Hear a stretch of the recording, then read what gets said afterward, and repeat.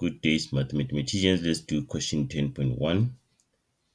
In the diagram, PQRS is a cyclic quad. PQRS there. These 4 points are concyclic. KP is a tangent to the circle at P. This is KP. It is a tangent to the circle at P. C and D are points on chords PQ and PS respectively. And CD produced meets RS produced at A. CA is parallel to QS.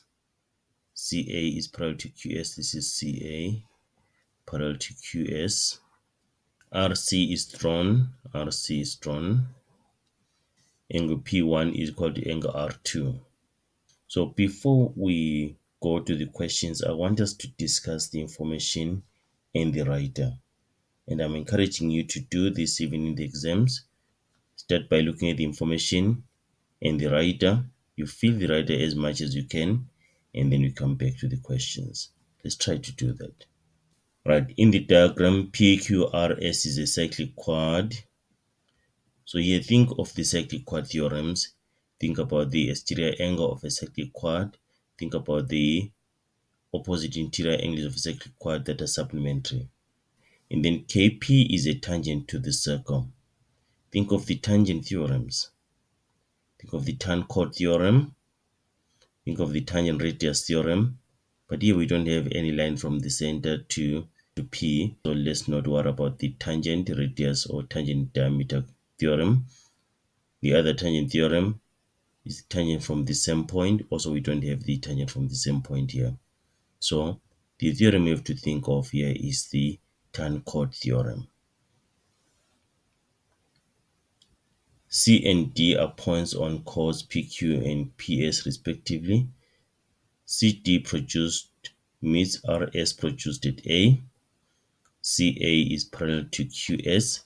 Think of what?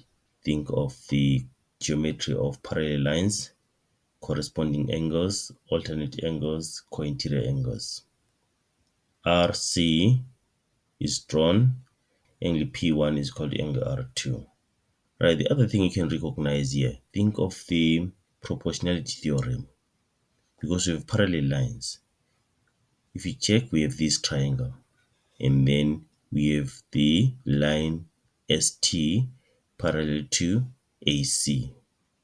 So you may use the proportionality theorem here.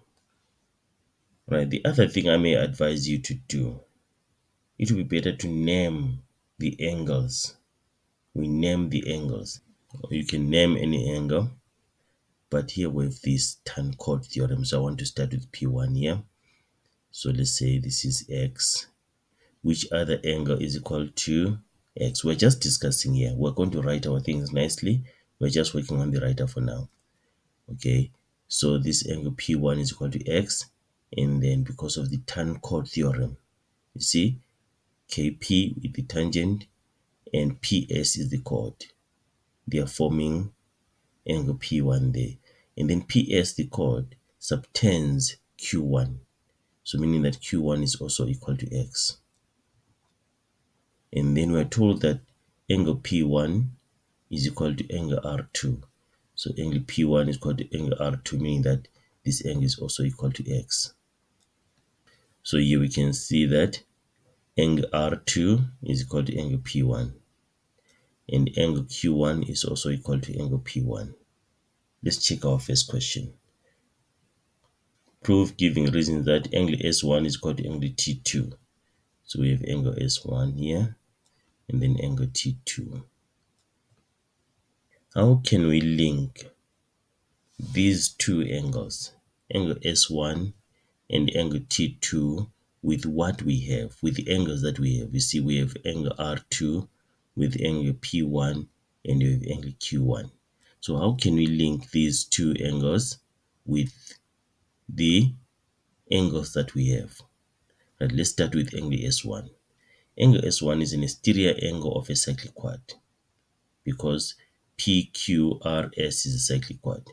So meaning that angle S1 is equal to this angle, this whole angle. Angle Q2 plus angle Q1. Let's write that. S1 is equal to angle Q2 plus angle Q1. Then what's the reason? Exterior angle of cyclic quad. And then what about angle T2? How can you link angle T2 to these angles? But if you check angle T2, it's an exterior angle of a triangle. This triangle, you see triangle RTQ. RTQ. So T2 is an exterior angle of triangle RTQ. So we can say that angle T2 is equal to angle Q2 plus angle R2. Angle Q2 plus angle R2. And then there is in exterior angle of triangle. But let's check these two. Angle S1 is equal to angle Q2 plus angle Q1. And then angle T2 is equal to angle Q2 plus angle R2. If we can prove that angle Q1 is equal to angle R2, then we can see that these two are equal, angle S1 and angle T2.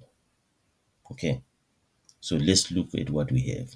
Right, from our diagram also we can see that angle R2 is equal to angle Q1 because angle R2 is equal to X, angle Q1 is equal to X.